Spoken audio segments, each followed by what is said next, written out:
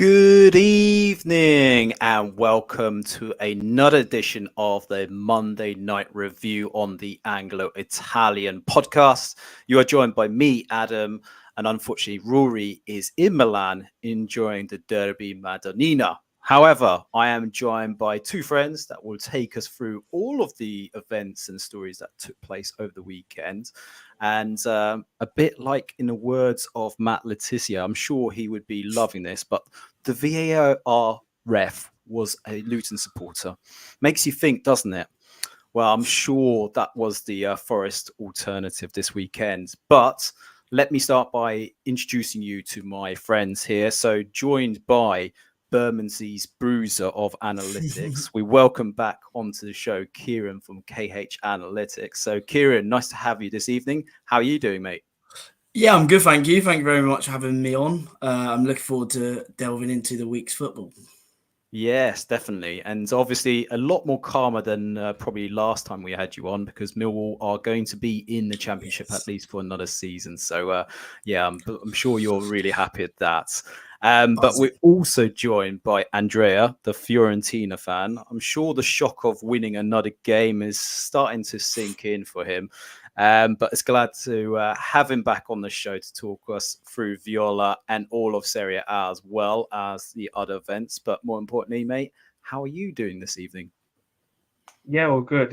You think you took the words out of my mouth. I think 2 wins and 2 clean sheets. I don't know what's going on, but I guess they're winnable games. But yeah, I did enjoy your TikTok. I didn't know what kind of reaction you were going to have after that Salernitana result, but I think it was just a shock of getting a result for this time round. So if you happen to be online, please drop us any questions, thoughts as we go along. Good to have you on here. But if not, I'm sure you'll be listening quite quietly and intently as we go through the kind of main events. So we'll start off, lads, by talking about the FA Cup. And boy, were we kind of joined with a lot of drama. We'll start off by talking about the Saturday game, and that was Chelsea taking on Man City. Man City eventually getting the winner through a solitary goal from Bernardo Silva. But on summary, I would say Chelsea did seem unlucky if they just had a bit more of a clinical edge to their game. Nicholas Jackson in particular having a bit of a gilt-edged chance here and there. I'm sure we'll kind of reminisce on Ben Chilwell as well and just telling him to bloody cross it for Raheem Sterling to kind of poke it into an empty net. I'm sure will reflect on that. But yeah, I mean, there was also the point by Pep after the match came out saying that his squads needed a bit more rest time and he felt that the league didn't really protect his side. Does sound a bit like crying wolves for me personally. But if we start off with yourself, Kieran, what was the kind of key themes that you took out of this match? I mean, were you of that opinion that Chelsea just lacks that clinical edge in the end? Yeah, I completely agree. I mean, I was watching the game and I thought City didn't look themselves. They're clearly sort of still in a bit of shell shock after midweek losing on penalties to Real Madrid, I think. And they didn't look themselves. Obviously, they got the result, so I doubt the fans will be sort of crying about it too much. But like to win 1-0, and I thought Chelsea, like, they had the chances to win the game. Obviously, we saw Nicholas Jackson beat the keeper, looked like he was about to put it in, and then turn back on himself. Like it was a very strange scenario. And yeah, I just thought it was a strange game. I'm not sure either set of fans will be like really happy with it. Obviously, I know City will be absolutely over the moon. They're in the FA Cup final. But I don't think City fans will be happy with their performance. And I think Chelsea fans will just be absolutely gutted that they got so many chances. And obviously, as you mentioned, Ben Chilwell, just all he had to do was cross the ball. And if like I see that in an England shirt in the summer, I'm not going to be very happy because, you know, he needs to just sort of release it. And I think as you say, they created a lot of chances, probably the better team overall. But City got through to the final, which is all that matters, really. Yeah, and Andrea, Pochettino couldn't have done anything more, I think, in this match. He got his tactics spot on. For me, even you saw towards the latter part of the game, Cole Palmer getting really visibly quite frustrated with his teammates, because there's a few times where he's just trying to understand why they're passing backwards when they really needed to push forwards. But what more can Pochettino do if his squad isn't firing? There's not a lot he can do, is there? Yeah, no, I have to agree. I don't think there's much he can do. I felt in that game as well, even the midfield that Chelsea were able to control well. I thought Enzo Fernandez was able to kind of dictate a lot of the game as well. But yeah, at Cole Palmer, there was quite a few times where he was up in the attacking third, where he would had a great idea or a link up and it just didn't go through, not on the same wavelength, I think you'd say. But for me, it's just the upfront situation. Jackson, that chance one-on-one, pivotal point of the game, doesn't take it. And, Man City, the longer the game goes, Man City are going to be more confident that they can get something anyway. But to me, it's definitely the goal scoring situations, because there's undoubtedly that Chelsea do create chances. It's just, obviously taking those chances time and time again. But it's a lot of lack of confidence, obviously, from Jackson as well. But especially the fact that with that one-on-one chance, it's just surprising he didn't shoot first time. Because a confident striker would have just took that first time instead of trying to go around the keeper. So yeah, it was a bit of a mess of that as well. But yeah, overall, I think there isn't that kind of wavelength. I think that Palmer has that at the further end of the pitch that they don't have, and that's something that I guess will come with time as well. But maybe possibly with Chelsea have been linked with an Osimhen or something, that could be something they could look at for the striker situation. But in the meantime, yeah, not really sure what else he can do. He could try false nine, but I don't think that would be very effective. So yeah, he's got kind of playing what he has, unfortunately, which is the irony, because Chelsea have had this big budget of transfers and they don't really have anyone up front. Yeah, this is the issue, I think. And Kieran, I mean, the real issue for me is just, you could tell in this match, it was just the kind of match experience and the maturity of the play sometimes from a Chelsea perspective. That was what was lacking in this match. And I felt like, obviously, Man City, despite the fact that, and we'll go into it in a minute, but the fact is that despite the fact that they had so many games and they've got the upcoming fixture in the league as well, still to contend with City, they still managed to see out, even though they rotated some of the personnel as well. So realistically, if you're going into the summer, what is the objective for Chelsea now? Because it does feel like they're going to have to spend more money just to address the things that they are really falling short this season. So do you think that is the answer, is a striker, or do you think there's still a number of positions where they need to strengthen in?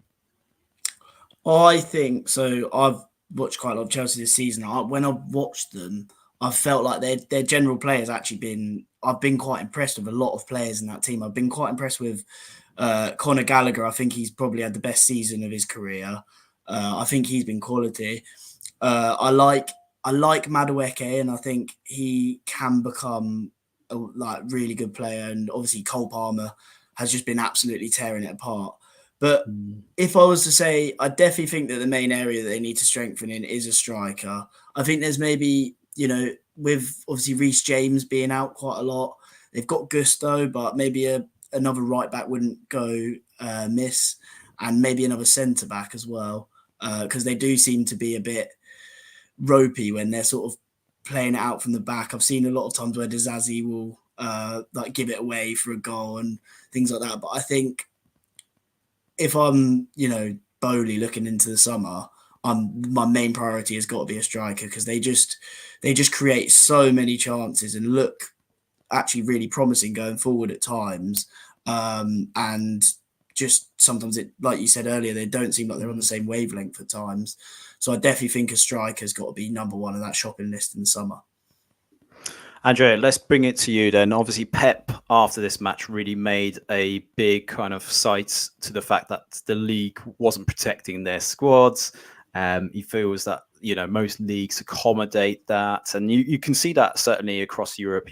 Serie A does a lot to protect the teams that are in Europe. You saw it in Spain, for example. You've got the big game, the El Clasico, but yet Real Madrid got to have that extra day off before they played that particular game. And to be fair, generally they tend to play that on the Sunday anyway. But given the fixture pile up, there was a lot of talk prior to this FA Cup tie anyway about the fact that replays were going to be removed from next year anyway. And there's this kind of accommodation towards the Elite Six in the Premier League. I mean, do you think Pep has a point around the lack of kind of being able to kind of rotate, at least for this particular round, those teams? Because he cited the fact that Man United and both Coventry didn't have to play in the midweek as well. So that could have been the Saturday game in comparison to this match. Do you think he's got legs on this ground? To be honest, not really. I just think it's a lot of it to do with obviously broadcasting stuff. Like, that's reality, you know. I mean, it's kind of rich coming from a team that has such a big squad anyway that can rotate with really quality players. I mean, imagine like a Burnley saying that's at the bottom of the table, having to rotate players that aren't necessarily in the first team. But no, I don't think it's a valid reason, and it's also going to go up more with the Club World Cup coming soon as well. In I think 2025, I think that's going to be scheduled. So that's even more games. Yeah. So it's something that's not really in the near future that's going to change and actually increase, especially with the Champions League new format as well. So it's a way, perhaps with those kind of changes, there could be something looked at in terms of like managing the games, but at the same time, they have to be played at certain times. And obviously, broadcast and everything, sometimes it's at a certain time for a certain reason so it's difficult to actually pinpoint ways to kind of avoid that. So it's rather, I think he's a bit crying a bit as well, just about the Real Madrid game, to be honest, I think deep down. But I don't think it's a valid reason to be like, that's why, we've lost the other night. That's what kind of comes down to, I think, for him. Yeah, well, it does feel quite funny that he always cites these little 1%ers that he feels that should go his way. Anyway, boys, I'm going to quickly now go into the other tie that did take place. And boy, were we kind of given the game of our lives, in particular for this semi-final tie. At 3-0 down, I thought Coventry were dead and buried. I didn't see a way for them to come back into this match. And I thought Man United would cruise, maybe see it out using their professionalism. Boy, did I get that wrong. I thought, what the hell have I come back to see it's 3-3. But fair play to Coventry. That they were the team that I was hoping to win this tie anyway prior to kickoff. And they really did put Man United on the edge. And I don't know about you guys, but I felt like Erik ten Hag really made some strange substitutions, also tactical changes during the match as well. And it really played into the hand of Coventry. So it was gutting to see the manner and the way that Coventry did exit this round. And in particular, we'll talk about eventually that VAR goal. But the first question, if I start off with yourself, Andrea, how many cat lives do Man United still have? Because it can't be going on forever, can it? No, it can't. It can't. But they've had like quite a few warnings this season with like these comebacks. The Chelsea game I think of recently as well. But I actually do agree with you. I think the tactical changes Ten Hag does, in fact, it's like goes against what he's trying to do in terms of like securing the win. It's happened before with like the Chelsea game where he took like Garnacho off. He was having a really amazing game. It goes back to quite a few games where he's kind of made those decisions that will affect the play, even though he doesn't think of it at the time. But it's just, I don't know. I think it's a lot of change as well that doesn't help the fact as well. But overall, 3-0 up with like 20 minutes to go. It was the beginning of the comeback. So, it's extraordinary. Coventry being able to come back. But it definitely, the signs are there that it's going to get worse unless it's looked at, in the summer, I guess, or perhaps maybe even a change of management, which seems likely as well. It just seems it's not kind of good enough to have to scrape through in that manner. And even going through, I still think it leaves kind of a bad mark on Ten Hag and his future as well. Well, this is it. Kieran, if I come to yourself, I felt if they did lose, I would say that's the end for Erik ten Hag. But realistically, it doesn't fill me with a lot of confidence if I'm a Man United fan to see the way that they played, they've played like that for the majority of the season. Someone tried to explain to me what their actual tactics are. Apparently, there is some logic in terms of what they play. I still don't get it. I still don't understand what they're trying to achieve. It feels like it's a bit of fluke. But regardless of that, even if they did win the FA Cup, do you stick with Erik ten Hag, or do you think there's capable, shall we say, candidates to replace him at Man United? Well, I think it's an interesting one because it really doesn't bode well. And I mean, it goes without saying, being 3-0 up against the Championship side who aren't even in the playoff spots, and to then go on and arguably they should have lost that game. And I'm not sure that, like you say, I think the fact that they just sort of like don't press as a team and just press individually, it makes no sense to me. Honestly, it baffles me every time. The in-game management is shocking. Taking Garnacho off didn't make any sense to me. I know maybe trying to rest him or whatever, but that's like, for me, the FA Cup to them is easily the most important. There should be their number one priority this season, just because I don't think that they're fighting for much in the league. They might just about hold on to 7th, but I was kind of defending Ten Hag for a bit longer than most people were. I said, I think it's a more deep-rooted problem. But when I see game management like I saw against Coventry, and obviously if they'd have had that game management and then like held on to a 3-0 win, I wouldn't be saying much about it. But the fact that they then nearly lost the game after taking players like Garnacho off, I just don't think it bodes well. But I think the options that they've got, I saw Zidane's name floating about, but would he want to take on the poison chalice that is Man United after only ever really having success at Real Madrid, where they've got sort of unlimited refunds, unlimited funds. So I don't know. I think their best bet is to maybe give him the next season and then see how he reacts to the new ownership. But it really could play out of their hands. And Andrea, if I come to you, obviously a lot was made out about Jim Ratcliffe doing the London Marathon before this match and seemingly having a lot more effort than most of the Man United players on that pitch. So the point I'm trying to make here is that whilst a lot of blame is towards Ten Hag, there has to be some kind of shared responsibility from the players as well, right? So we've got a lot of experienced pros on the pitch.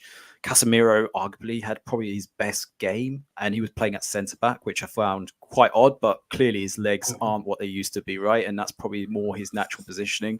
But yeah, that kind of element of the players on the pitch aren't doing it. So even if you brought in a new manager, do we think a new manager can get more out of this current squad, or will someone like a Thiago Motta, let's say, for argument's sake, and this is just by hypothetical, do you think he can coach something more out of these players? A great question. I personally think that it is as like a deep-rooted problem that if a new manager comes in with this current squad, I really don't see any difference. And I feel like a lot of like rival fans of Man United would just agree that over the years, there's no shock that it's been the same.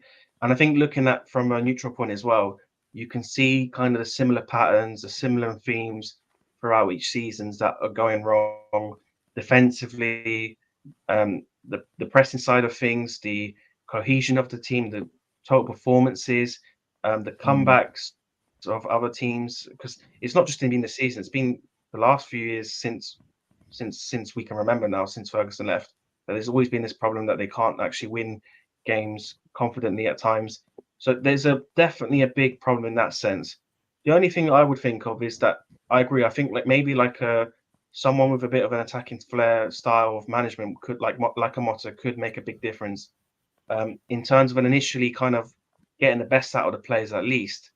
But ultimately for me, I feel like for them to really elevate their level, there needs to be some sort of serious rebuild in terms of from a core kind of players they need to kind of bring in.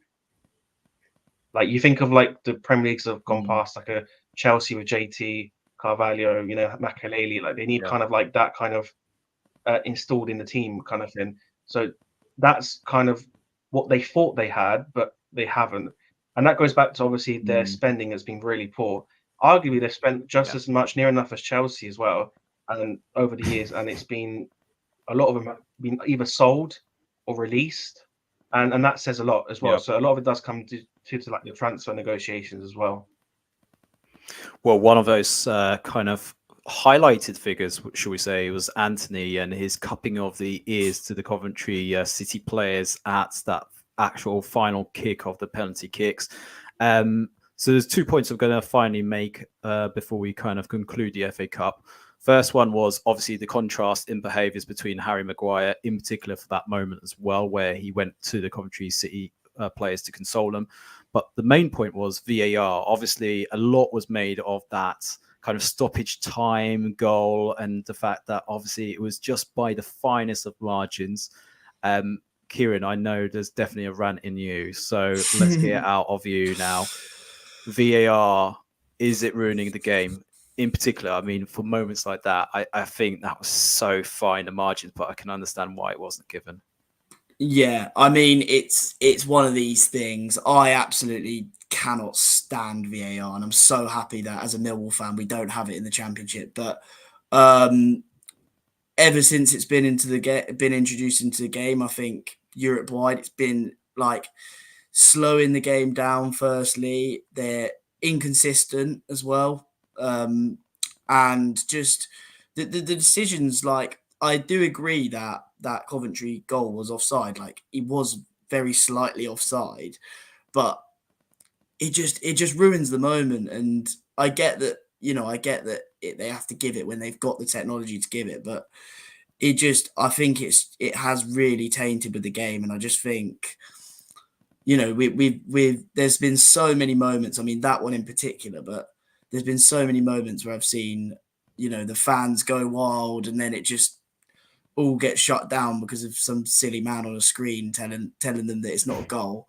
And yeah, I honestly, I can't stand it. And it makes me, I will obviously still watch all the Premier League games and everything, but it does make me less excited. I think it's less exciting to watch because you don't know when a goal goes in, whether it's going to stand, and you can't say, even as a neutral, I think we all were celebrating that Coventry goal, weren't we? Oh, and yeah, then 100%. to then be celebrating, and then to then be told that it's not. I'm not a Coventry fan, and I was absolutely gutted with that. Exactly. I mean, I don't like United, but I'm not a Coventry fan. So, yeah, I mean, for me, it slows down the game. It's inconsistent, and you can't celebrate a goal anymore if you're a top team. So it's just, I do not like it. Yeah. And Andrea, to you, obviously, we've been watching a lot of Serie A games. We've seen it ruin a lot of the decision-making in Serie A. You've seen it with Viola a few times this season as well.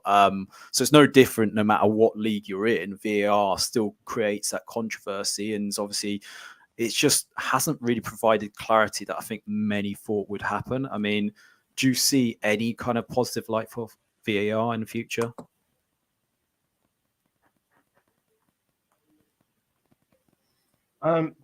I think there just needs to be obviously development of technology. Hopefully that helps.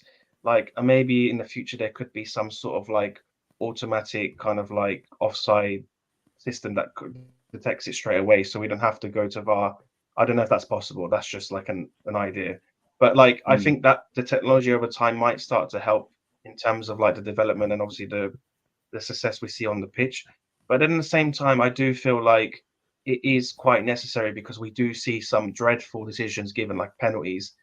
And then if it's not for VAR, they're going to stand. But the difficult sense in that sense for the offside, however, is that fundamentally offsides are offsides. It doesn't matter if it's an offside. So we can't do like for penalties where it's like they give the goal on the pitch and they can't go to VAR and be like, oh, it's not a clear and obvious mistake, so we have to give the goal. But they can't because it's offsides and offside. So that's the difficulty, I think, that it's such a fundamental rule that any part of your body is offside is offside.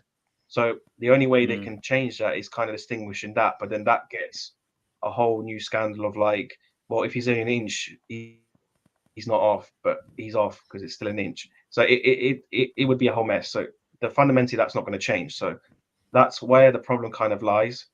But yeah, it's just whether technology develops. But I guess in that sense of the Coventry goal, for example, it would have been good just to know already, yeah, he's off, and then it would have kind of stopped the commotion.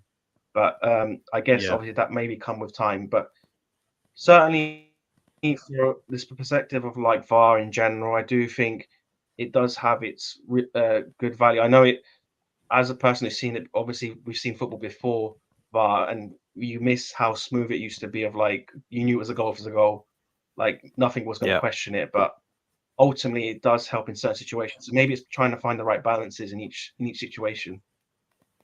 Yeah, just for my 2 pence worth in this debate, I feel like maybe referees and linesmen should be able to manage the game as they should, as they normally would have done obviously VAR, but lean on VAR for those issues that maybe they don't see because there's players in the way, or maybe VAR can intervene and say, by the way, you might want to review this incident first. And that way you would stop those kind of moments of like 2 to 3 minutes of waiting for fans, because especially the experience in the ground, I was dreading the first VAR game that I ever attended because I was hoping that I wouldn't have to experience it.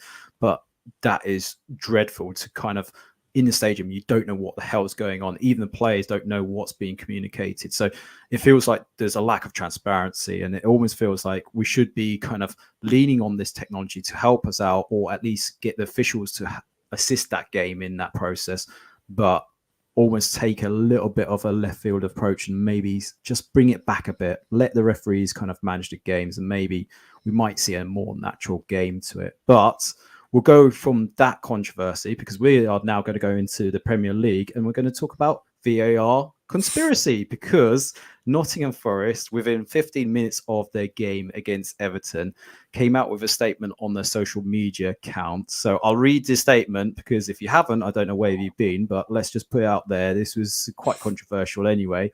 So Nottingham Forest put out 3 extremely poor decisions, 3 penalties not given, which we simply cannot accept. We warned the Pogmol that the VAR is a Luton fan before the game, but they didn't change him. Our patience has been tested multiple times. NFFC will now consider its options. Now, obviously, the irony of all of this, if you haven't also seen this, in the playoff final 2 years ago, Nottingham Forest players were on the balcony in Nottingham Forest, celebrating the fact that VAR had gained them promotion, and now it could ironically relegate them. And guys, we'll probably go into it, but a lot of the kind of talk has been around the foresight of the appointment of Mark Clattenburg as an advisor to the referee situations. But it almost feels like, from a professional point of view, he's undermining the referees, because he's citing things like that. In this example, Stuart Atwell, who was the VAR referee for this game, was a Luton fan. Obviously, I don't know what benefit, Everton winning 2-0 would have been for his advantage, because he would have probably preferred a draw between the two sides anyway. But yeah, there was some really obvious decisions here that Anthony Taylor got really badly wrong in this match. And yeah, it does kind of cite this kind of question mark around VAR and this legitimacy. But to come out with a conspiracy statement like this doesn't really help Forest's cause. If anything, maybe if they weren't so shit in games, then maybe we wouldn't have this topic. But if I start off with yourself, Kieran, what did you make of the whole kind of statement piece? Because this was bizarre, wasn't it? I actually, when I saw it, I had to click on the account to make sure that it was the official Nottingham Forest account, because I thought it was just some like fan run account. Honestly, I could not believe it. Yeah. I've never seen anything so unprofessional on social media from an actual football club. But I understand their frustration. I know, like you say, they had the playoff final, which let's face it, the VAR did give them a big helping hand in that. But yeah. I understand. I thought one of them was a stonewall penalty. I thought the handball was seen him given. But I don't know where the handballs are always a bit confusing, because I didn't think that Wan-Bissaka's was a handball yesterday either. But I think I thought it was just a ridiculously unprofessional way of sort of documenting how they felt, and I feel like they definitely could have done it in a better way by maybe say something, but not actually blame VAR for being corrupt and saying, "Oh, you wanted us to lose." And like you say, it would have been better off. They'd have been better off with a draw anyway, Luton. So it seems very far-fetched that the Luton fan would be watching it and thinking, "Oh, you know what? I think that they deserve. Like, I think that because I'm a Luton fan, they don't deserve this penalty." And I just thought the social media statement in general was a bit unprofessional. Yeah, 100%. And if I go to you, Andrea, hopefully you'll still be online because I know you're lagging a bit. But yeah, obviously from your point of view, was that kind of the right kind of statement to come out with, or do you feel like Forest should be concentrating on more their footballing side of things?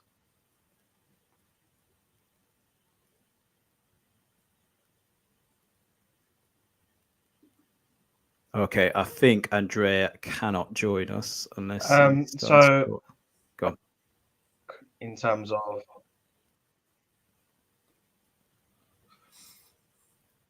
yeah, carry on. Can you hear me?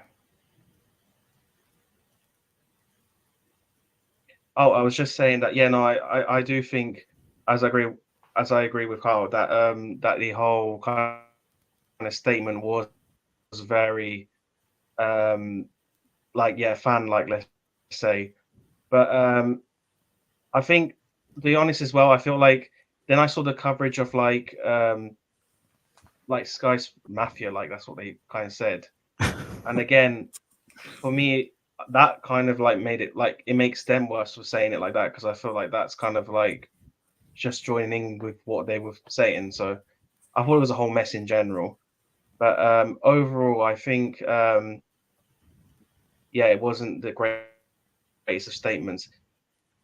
But also the fact of like there's not much they can do.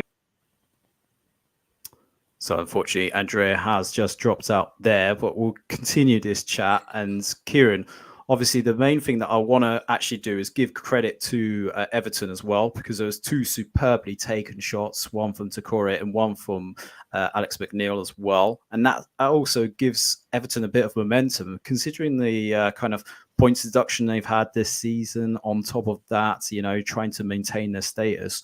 They're doing remarkably well in the last few games. That's 2 wins in the last 3. Do you feel like Everton are now in a position to pull themselves out of this right now? I think obviously I don't think there's any pending sort of investigations on them. I think they have lost all the points that they are going to lose now. So I think now that they're over that and they're a few points above the relegation zone, I do think that should be them safe. And I think next season they can really look to if they're another club. I think Arsenal, Chelsea. I mean, I'm not comparing Everton to Arsenal and Chelsea. They're a long way away from them, but they're another club who I think are a striker away from. I think if Everton are to sign a really good striker, I would say that they could push for mid-table, because without the points deductions and everything, they wouldn't be that far away anyway. And I do think that if they could, because Calvert-Lewin and Beto have not been performing as we may have expected them to this season. Yeah. And I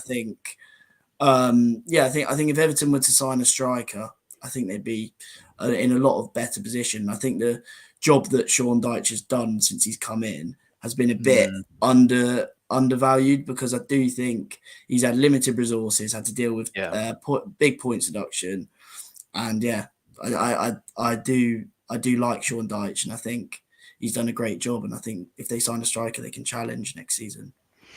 Yeah, certainly. And I think the stats really does back up that point as well. Only a few weeks ago, we kind of did a deep dive in terms of that relegation fight. And, for majority of the statistics, Everton find themselves in the top 10, in terms of creation on opportunities, they are really considered in the top 6 of that mix. So it's interesting that, despite this kind of perception around Sean Dyche and the style of football, actually they do a hell of a lot on the pitch sometimes. They do a lot of creativity. They're just lacking that kind of clinical edge. And like you alluded to, I think it was only a few weeks ago, Calvert-Lewin only got his first goal in like 23 games. I mean, that kind of tells you all you need to know. And obviously you got Better as well, who has been struggling. Unfortunately, he had sustained a really bad injury yesterday in that match as well. And hopefully, fingers crossed, he does pull through. But glad to say Andrea is back with us. And we were just giving credit to Everton while you've been away. Just from your point of view, Andrea, Everton, do you give them hope in terms of that survival bid now? Because that result was massive for them yesterday. Yeah, absolutely. They definitely have that experience as well in the know-how of that kind of bid. In the recent years, to be fair, they've always been in the same position. So they definitely know how to get past. They've got that experience of players that have been there and done it as well. But I do feel like the teams below them have started to drop a lot of points. Luton, who are actually back at the start of the season, have started to drop points when they've been in good positions of games, which is a bit concerning, especially going into the rest of the season as well. But overall, I feel like Everton, for me, it's like that feeling where we talk about Man City, always know how to do it and get away. I feel like Everton on the reverse side, on the relegation side of things, that they know how to get it done, kind of thing. But obviously, it is a worry because, like, your luck can run out, and obviously we'll probably cover Sassuolo later, and it can go badly eventually. So, but I feel this season, I think they're going to be okay from what I've seen. Yeah, well, let's move into that relegation battle, because a few weeks ago, thought Luton Town looked really assured to potentially stay up, but actually this match really did make me second doubt myself. I think potentially, lads, we might see the end of Luton's survival fight. And I think it's the first time I saw that their players' heads were dropping. They were probably a few question marks about their application in this particular match. It's probably fair to say, though, Brentford probably in a false position to an extent. They have got some quality players in that squad, and that performance really just showed, the difference when you've got players that come back from their injuries. The likes of Wissa, for example, unlucky not to get a hat trick in this match. But there was some really good play from Brentford, which I think Brentford are pretty much now safe. Maybe you could argue maybe one more point saves them, or make sure that they don't get relegated this season anyway. But for Luton, if we start off with yourself, Andrea, it's looking quite tight, and it doesn't help that the likes of Burnley starting to get this momentum, which starts to make you think whether Company got it right in the long term. I don't know. Yeah, I do really worry for Luton. I feel like for the way they play, they play really good football for a team in that position. But it's just, for me, it's just that know-how of getting over the line in certain games. And I feel like too many times we've seen them drop points in real good positions as well. And as you said, on top of that, there are teams around them already starting to pick points up. Everton in particular as well. And obviously Burnley starting to show some progress as well. It's right now, it feels like they're just falling into the trap of like games are just flying past them. And obviously when you get into that habit, that's where you start to lose confidence and you fall further behind.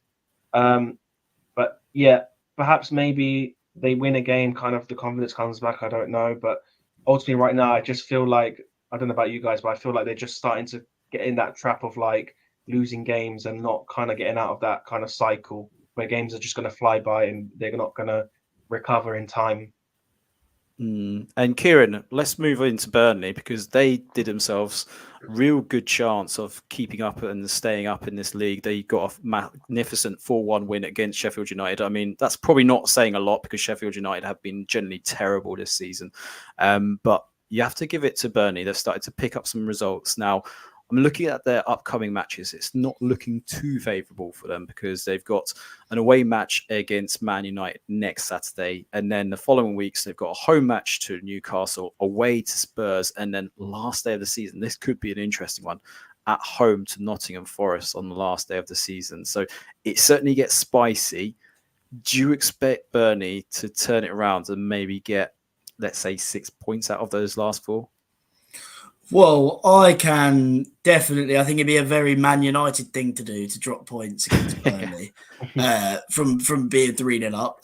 But yeah, no, I can see them maybe getting something from that. But I said at the start of the season, I thought that it'd be, unfortunately, as a Championship fan, I thought it'd be the 3 teams who came up that went down, and I still do believe that is going to be the case. But Burnley and Luton have really sort of swapped place, and in terms of Burnley, it looked like if it was going to be any of them, it'd be Luton originally.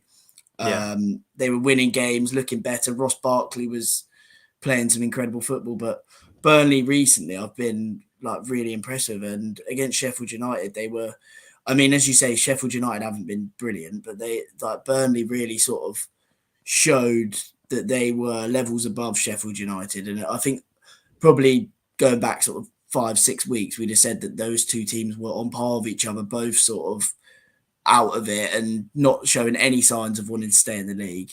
But it's now 3 points, I believe, that Burnley are away from safety. Correct. So, as I say, I think if you're Burnley and you might be licking your lips at that trip to Old Trafford, especially after Man United's performance against Coventry. And I back them to definitely give it a fight. I do still think, unfortunately, I think they're going to come a little bit short, and it'd be very disappointing. But we'll see. I'm here to be shocked. I want to see them stay up, and I'd like to see them or Luton stay up. And I think they've probably got the better chance out of the two at the moment. And Andrea, I'll just come to you. Obviously, you've heard Kieran's kind of predictions of who he thinks is going to go down. From your point of view, has that kind of changed for you? Do you think Burnley stand a chance now of staying up, or have you got a different three to go down? No, I still think possibly, again, maybe if the VAR is all Luton fans for the rest of Forest's games, Luton might stay up. But no, I think I still backed them Luton till now, but I just don't know. I feel like it's going to be that what we've been saying. So Burnley and Luton will just drop. But I agree though. I feel like both teams will give it such a strong fight. It's going to go down to the wire for sure. But like it's been said, I really hope at least one of them stays up. But we'll see. But I think overall, I feel like the other two teams above them have a lot of quality and can win, and you could see them win games more rather than Burnley and Luton, unfortunately. Yeah, certainly. So I'm just going to quickly summarise the other results that did take place this weekend. Arsenal managing to get over the line with a 2-0 victory away to Wolves. We also saw Aston Villa manage to get a 3-1 win against Bournemouth. Some fantastic goals there. But I think the shock for me personally from this round was Crystal Palace 5, West Ham 2. I did see the rumours, and unfortunately we probably haven't got enough time to talk about it, but Ruben Amorim from Sporting has been linked with a potential lineup to replace David Moyes, which I'm sure will bring a lot of joy to West Ham fans if they manage to pull that off. But a special word for Palace, because I did see some words even in terms of social media, a lot of their fan base referring to the fact that this is the best football that they've played since supporting them. So that goes a long way of showing how Glasner has started to turn the tide at Palace. But also we have to conclude by saying Liverpool did win against Fulham. They won 3-1, some fantastic goals, in particular Trent Alexander-Arnold coming in form just in time for England, no doubts. Well, we'll see if actually Southgate decides to take him, but I'm sure he will. But now we've got to give its due. And Andrea, I'm going to bring up Serie A action for once. So we'll start off by Allegri gets a draw. That's something for Juventus fans to celebrate, surely. But yeah, it's not, because unfortunately that was away to Calgary, a 2-2 draw, which, to be fair, Calgary were almost or getting it there with 3 points at home, should I say, courtesy of 2 penalties, one from Gianluca Gaetano and one from Yerry Mina. Yes, you heard me right. That Everton defender did score a penalty for Calgary, but more kind of disgruntlement from the Juventus fan base towards their team. And I have to read out this quote because Cambiasso, to an interviewer after the match, said, "I enjoyed having Allegri as coach. I mean, enjoy. I enjoy having Allegri as coach," which made everyone laugh in Turin, I'm sure, because that potentially signals the end of Allegri. It's been rumoured that potentially he's going to be saying goodbye to his beloved Bianconeri in the summer. But I put it to you, Andrea. Obviously, results have been terrible terrible for a while. It's not even just now. It's, it's been kind of building over time. And yeah, if somehow Juventus screw it up and, they are within touching distance of losing that 4th place, do you think they will actually pull the trigger and get rid of him before the end of this season? No, I don't think so. I feel like with Italy now looking like they've secured the 5th position of Champions League as well, I think Juve are very strong. I feel like they've been in the predicament of that they're not going to get further than they are, and they're most likely not going to drop further than they are either. So, and obviously with the change of manager impending, like kind of rumors, and then also the whole like Allegri style of football, I think it's not surprising. It's happening quite as much it has been recently. But overall, I feel like Juventus aren't going to panic too much because I think they're in a good position to at least secure 4th, 5th at least as a minimum. But what is concerning, obviously, is that as it gets nearer, it's going to be such a hectic kind of like panic. But I do still think they're still quite high enough to secure it. But yeah, no, I don't see. It's not. I mean, it's not. It doesn't seem as quite what Juve would do. They're quite kind of like they kind of stick with the manager until the end most of the time.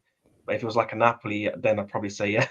But yeah, no, I think Juventus-wise, I feel like they wouldn't do it, and I think they'll just wait to the end of the season and start. They must already have an idea of who they want to get as well. So yeah, they'll probably wait till then. Well, this is it. Obviously, the rumours are Thiago Motta from Bologna is linked with a move there. And Andrea, I was just going to cite, look, you look at the next few games. Obviously, they've got the Coppa Italia tomorrow away at Lazio. They're currently winning that over 2-0 on aggregate as it currently stands. But I fancy Lazio to turn that around. I think they give them a game. And if they do, if they by miracle, cause a shock and maybe knock them out of this competition, then Juventus have had the easiest year to potentially win some silverware, and they've screwed it up, right? But then, if let's just say hypothetically they do win this match, the next game is at home to Milan next Saturday, and then they've got the following Sunday they've got to go to Roma. Now, Roma obviously, unfortunately, they didn't get the result they wanted tonight. They lost 3-1 at home to Bologna, and that's a fantastic result for Bologna. But had Roma won, I think that brings it even more tighter in terms of that mix. Now, it's still achievable potentially for Roma to turn this around because their next game is against Udinese, and then they've got Napoli away, which is a massive game. But the way that Napoli have played, and I'm sure we'll allude to that, we will kind of dig into it. But I think there's some winnable games for Daniele De Rossi, and that puts a little bit more pressure if Allegri doesn't get those results, especially when you look at the fortunes of Milan right now as we speak. They're losing 2-0 to Inter, so that second star is being stitched on that badge as we speak right now. But Kieran, Juventus, I don't know what your feelings are from an outsider, but we've been saying they've been terrible given the kind of contrasting season. They had it easy this season. They should have been able to compete with at least the top two, but they're making it hard work. And yeah, inevitably, it does feel like Allegri is gone, doesn't it? Yeah, I completely agree. And I think if there was sort of no obvious replacement to take Allegri's role, then his job might be a bit more secure. But I think the fact that you can see, contrastingly, Juve, a team who were expected to do so well this season, as you say, expected to sort of be competing for the title. They were at one point, and then they've really sort of dropped off. And to then, when you look at on the other side at Bologna, a team who weren't expected to do anywhere near as well as they have done, and they look like they're really pushing Juventus. So I think if you look at the contrast and you look at an obvious replacement in Thiago Motta for him, I think that then makes Allegri's job a lot less secure come summer. Definitely. We'll start and we'll move off this topic and we'll move into your very own team, Viola, Andrea. Yes, you managed to get a win. You won 2-0 against Salernitana, but as you alluded to in your TikTok, you barely had any attackers on the pitch. In the end, Christian Kouame manages to get a goal 5 minutes from time, and then it was added on by Jonathan Okone thereafter. But yeah, from even looking at the highlights, you wouldn't have known there was a lot of chances in this match. Salernitana, being Salernitana, just don't offer too much. So why is Italiano making it so hard for you guys to win a match these days? that I would like to know that as well. To be fair, during the start of the season where we were looking so good, I just think I think it has a similar vibe to Juventus, where we had such a good start and then it's kind of deflated since January. But I think the whole thing of the manager as well, similar to Juventus, that looks like he's leaving. It pretty much looks like it's done. He's leaving. Yeah.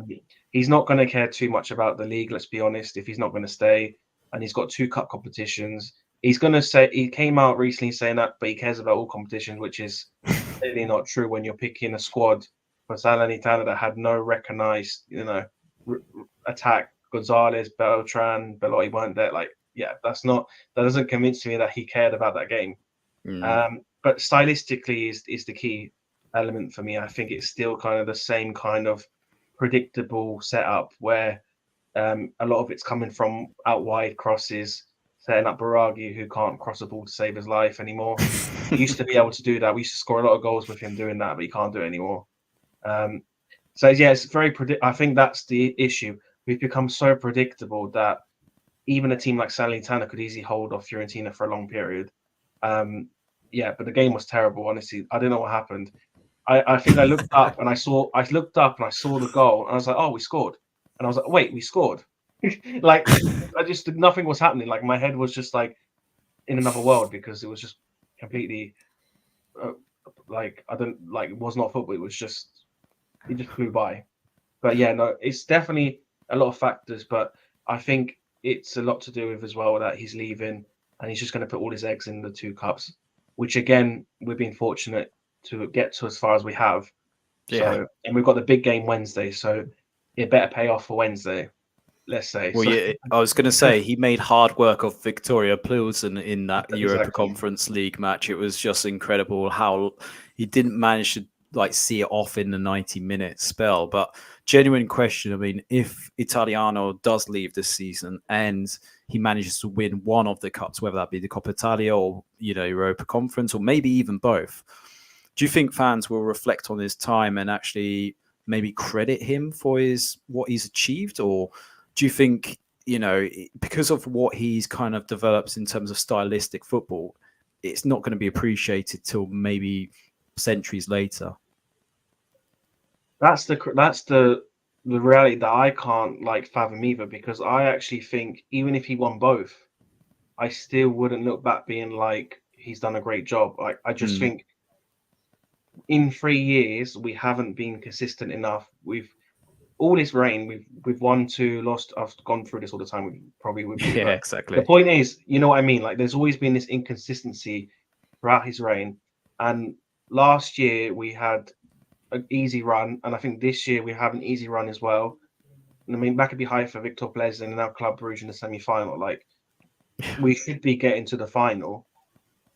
So even if he got, and I feel like a one-off game, anyone can win. Yeah. Even if we get Aston Villa in the final, I still think Villa will win. But if we win, it's just on the day. But I think overall, I don't. I think a lot of Fiorentina fans would agree as well. It's just that it'd be great for him to win something, but it just, the sooner he goes to bed, to be honest, it just hasn't worked. And in the Serie A, it's not good enough that where they are at the moment and the style they're playing. But the only thing I'd say is if he does go over the line, then you have to give him credit for that, because at the end of the day, it doesn't matter who you play. Like, to get over the line and win something takes a lot of as a manager to win something, so you'd appreciate it for that. But I wouldn't say it was like an unbelievable job. Statistics will say that he's an unbelievable manager, but the reality is that he's not that great at the moment. He has the potential still. I still do believe he has potential, and there's no hate on him in that sense. But I just don't think what he's done in these 3 years warrants any kind of say of that he's done an amazing job.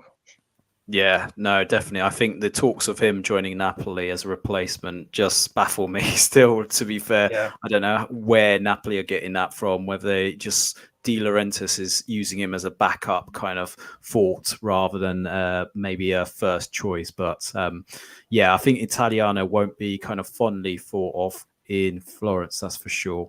But yeah, Kieran, we're going to move into very similar to the Premier League section. We'll talk about who the hell is going down in Serie A, because this kind of relegation battle in Serie A just keeps on changing weekly.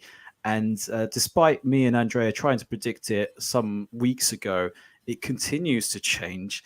Today we heard the news of Fabio Cannavaro, now the newly appointed coach at Udinese. That brings the end of Gabriel Cioffi, the ex-Crawley Town manager. I never thought I'd be uttering those kind of words. But yeah, he was the draw specialist for Udinese. Unfortunately, they came unstuck this weekend against fellow strugglers, Hellas Verona, who have been in some fantastic form.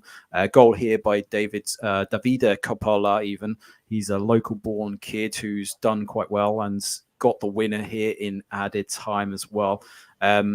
The key question here is, can Cannavaro better Udinese to make them less of a draw specialist and in terms of a winning kind of team? Because at the moment, when I look at their fixture list, it's no straightforward kind of feats. They've got the likes of Roma in the next game at home. Then they're away to Bologna, at home to Napoli, away to Lecce, at home to Empoli, and then last day of the season, it's a team that are directly below them, Frosinone, and that's at Frosinone. So again, it's not going to be straightforward. But Udinese do have quality. They've got some quality players. You know, they've got Samardzic, they've got Lorenzo Luca as well.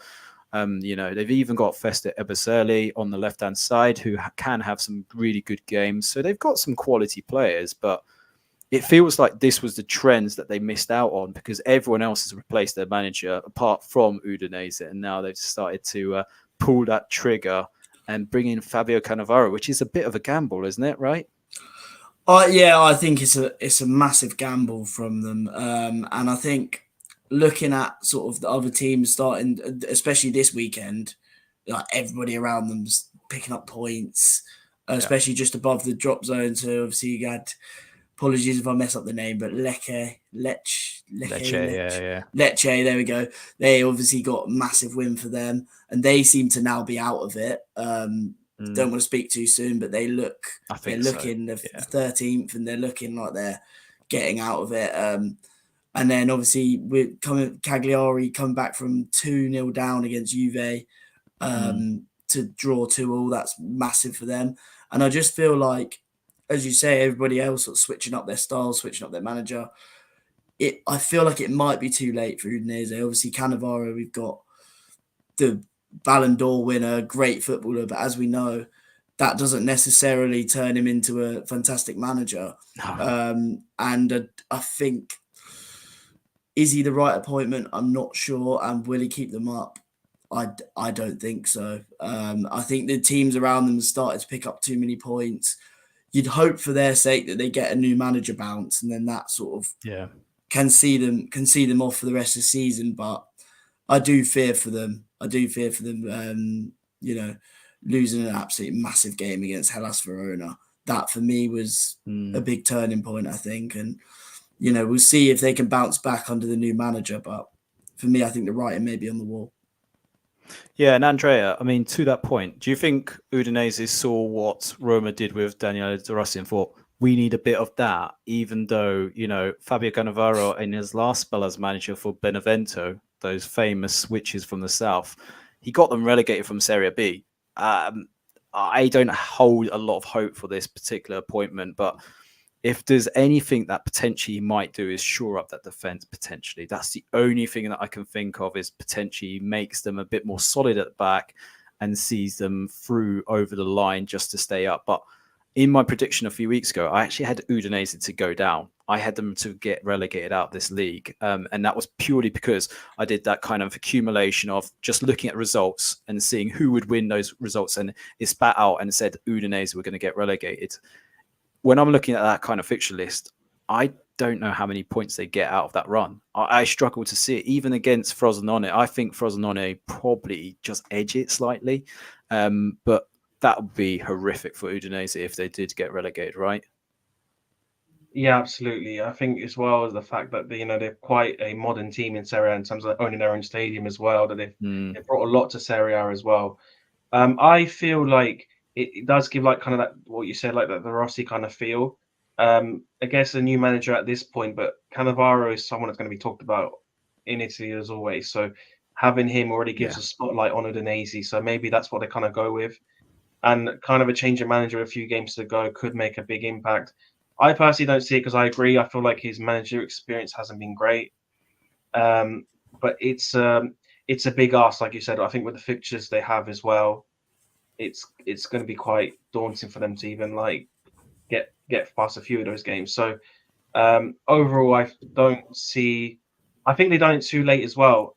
I think I remember last time I was on this on the pod that Lecce when they got Gotti as manager, and I was saying we said it. We said it was a great appointment that's going to keep them up. Yeah, and that's what's happened.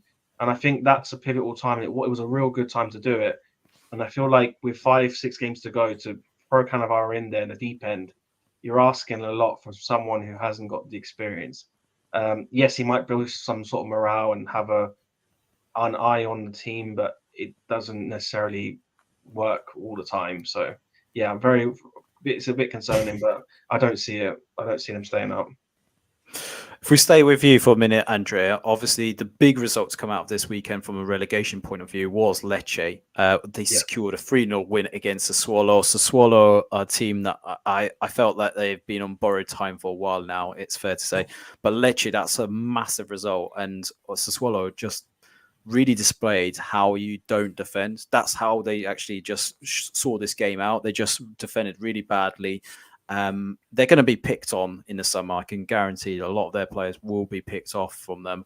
And I don't see much of a future for them if they were to get relegated out of Serie B. But given the context, Lecce again, I think probably another point, and that saves them for this season. I think they're pretty much staying up. Do you feel this is now basically a battle between Empoli, Udinese, Frosinone, and maybe Hellas Verona if they don't get some results in the next few weeks? Yeah, I think the main one is obviously Frosinone would be the main one, but I feel like Frosinone have such good play. They've done quite well, and I feel like you'd see them winning a few games anyway.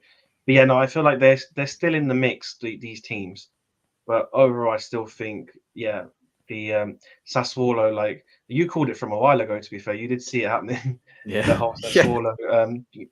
And I agreed with you, but I always thought it's Sassuolo. Surely they've got the players, but it's that saying like you're never too good to go down. But it just genuinely, that Lecce for me sums it up at this point. I don't think you can. How do you get back from that? Like that is terrible to lose 3-0 like that at home. Yeah. To Lecce. No respect to Lecce because Lecce are a good team, but still, like when you're fighting, they're nothing special. They're nothing special. That's all I would say. They're hardworking. Yeah, but when you're fighting that low and you need a win and you're home, like it's such a bad look in terms of like any kind of like look for the future of like getting past the situation. So yeah, it doesn't look good in that sense. And I think the reason why he had that optimism was potentially Berardi. Berardi was still fit, and then unfortunately got that injury against Hellas Verona, and that ruled him out for the rest of the season. And, you know, a fit Berardi is the difference in terms of keeping Sassuolo up. I think his goals have been so massive in the last few seasons, not just this season. But, yeah, unfortunately, he hasn't been fit enough for this season, and that's the real story. I think Sassuolo have always been a side that have leaked a lot of goals. For me, the decision around Alessio Dionisi was the big one, really. They should have sacked him in January if they were going to make the move, and they let him have the January transfer window, saw it out until February, and then sacked him inevitably. So the writing was on the wall. Kieran, I want to go to you because Empoli secured a fantastic win against Napoli. Within 4 minutes as well, Alberto Cerri scoring the goal against Napoli. But it was a very much backs against the wall kind of effort from Empoli. They defended resolutely, you know, from the goalkeeper through to the attack. They just made sure they absorbed a lot of the pressure that Napoli threw at them. But Napoli, again, was one of those terrible kind of performances. One shot on target, despite having 73% possession stats in this match. You know, Napoli will want the end of this season, because a result against Empoli is just laughable in general terms, but they really didn't offer much in this match, right? No, I thought Empoli's game management was exceptionally good. Obviously, getting the early goal and then defended really resolutely, as you say, and it just honestly, it really, really is not looking good for Napoli, and they just couldn't sort of string anything together. I saw something Kvaratskhelia. If that, I've definitely absolutely butchered his name, by the way, but he didn't make a single key pass the whole game. And when I was watching him last season, he was unbelievable, and he just has not looked the same player. And they're a completely different team to last season. And even Osimhen, it feels like he doesn't want to be there anymore. He's hinted before that he wants to move to the Premier League, and you can see it in his performances. He seems like, I saw when he got a chance on the volley, he sort of tried to really sort of flare his shot, and it just feels, you just get the feeling that he doesn't want to be there. He wants to leave, and they I think just in general their chance creation and their finishing looked really off against a team that they should be beating 9 times out of 10. No disrespect to Empoli, they were incredible during the game, but Napoli should be beating them every week.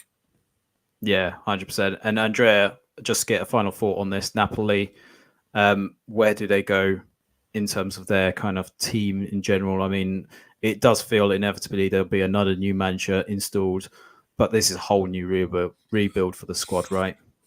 Yeah, 100%. And I think this comes back to the lack of first team quality signings for the team to improve the team. And I think, they sold big players like Kim Min-jae in the summer, and they never replaced them with proper quality, guaranteed first team players.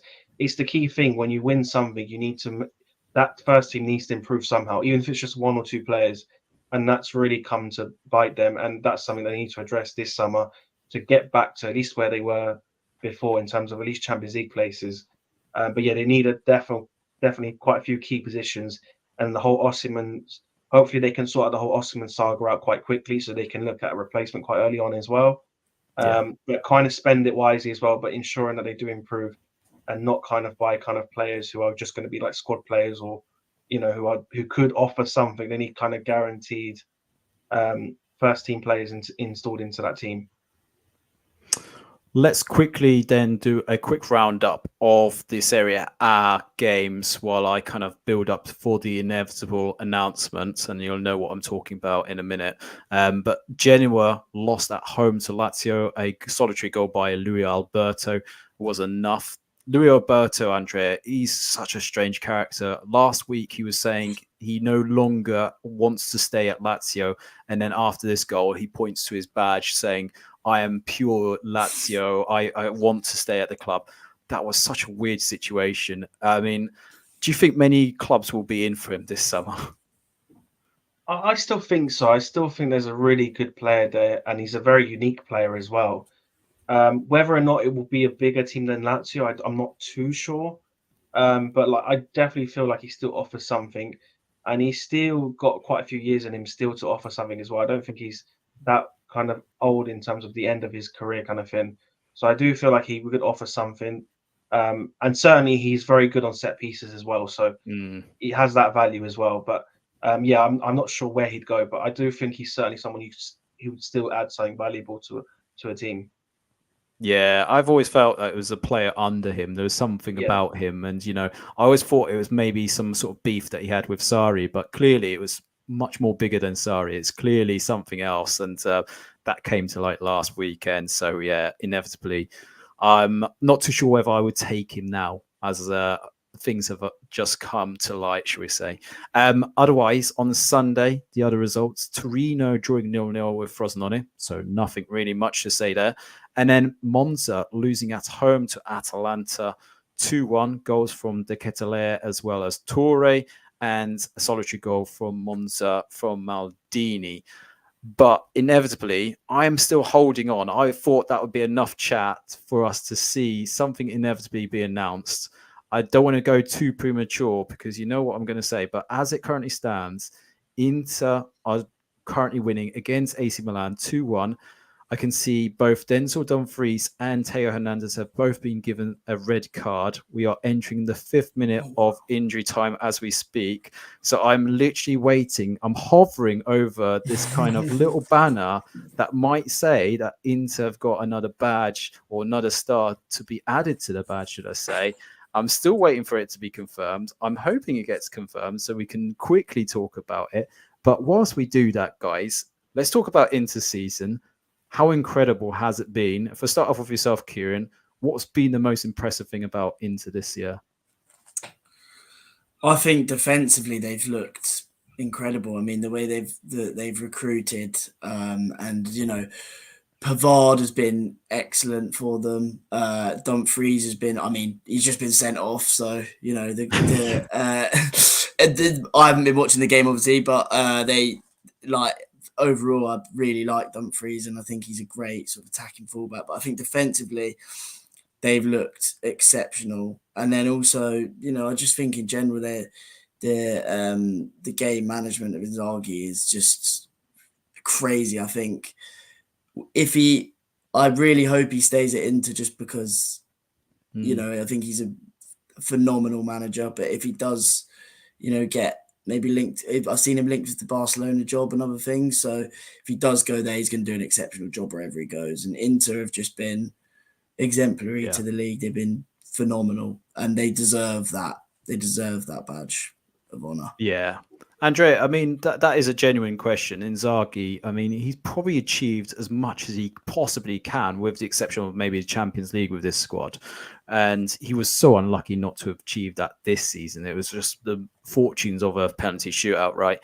But do you think there should be more serious consideration about Inzaghi as a candidate for like another big role, potentially, whether that be in Italy or elsewhere? Because what he's done at Inter has been magnificent, considering they've had to do some cost-cutting measures, and he's managed to bring in certain players, on free transfers, still coach them up, and play this aesthetically really pleasing football that is dominating now the whole of Serie A, that no one can touch them, right?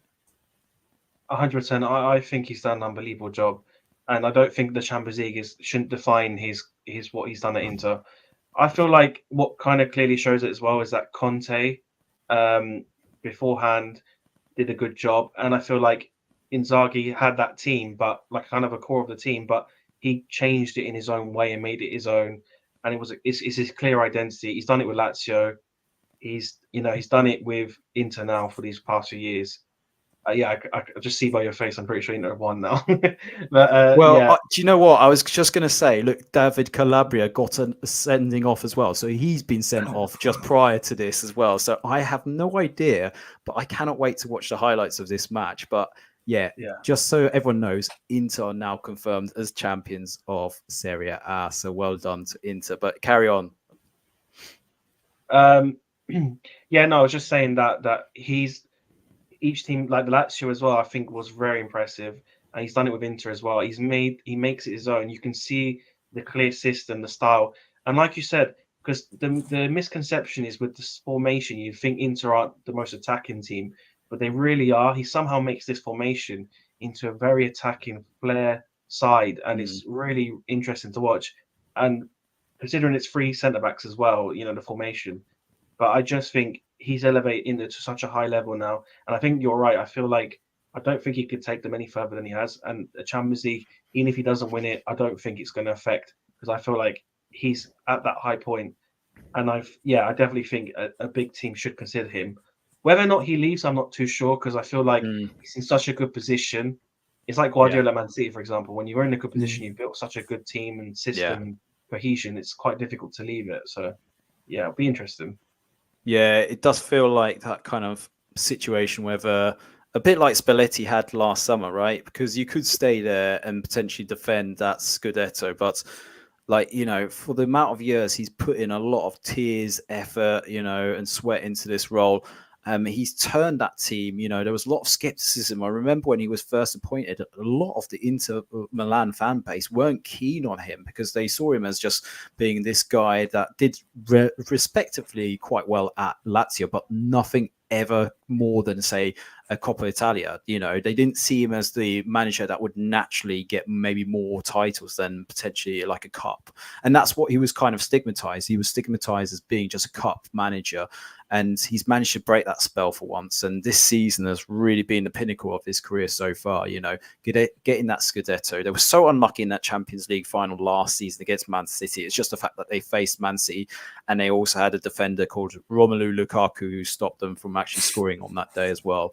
But apart from that, you know, just the way that he's managed to transition that squad, you know, the signings like Marcus Thuram, should I say, you know, how amazing has he been? You know, Hakan Çalhanoğlu, he's turned him into this register that is basically the best midfielder in Europe, with the exception of maybe a handful of players.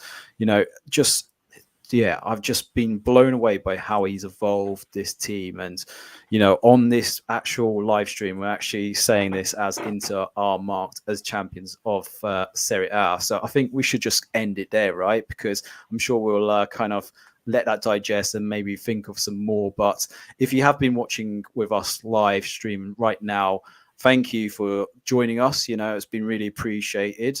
Before I send off my guests, just want to say massive thank you and hit the like button if you enjoyed it. If not, just let us know what we could do to improve. That'd be really appreciated. Obviously, we go out as a podcast as well with this, and we also do a podcast on Thursdays. Make sure you follow us on our socials as well. So or should I start off by saying on TikTok at Anglo-Italian Pod, on Instagram at Anglo-Italian Pod, and on Twitter, or X as they call it these days, is at Italian Anglo Pod. But Kieran, it's been delightful having you on to summarize all of those main events. Where can people find your work, more importantly? So on Twitter, I'm KH Analytics 002. And on Instagram I'm KHH Analytics. But it's been honestly a pleasure to coming on. Thank you very much for having me. No, it's great. And also check out he will work with the Maidenhead Advertiser as well, because he did recently a piece for them as well. So you'll be seeing a lot more of Kieran's work in the coming season for sure.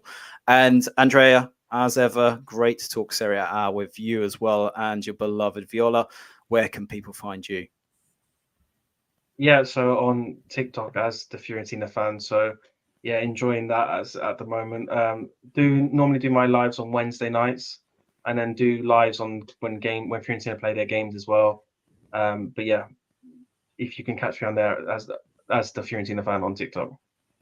No, great stuff. Make sure you check out both of these guys' content. That's more importantly.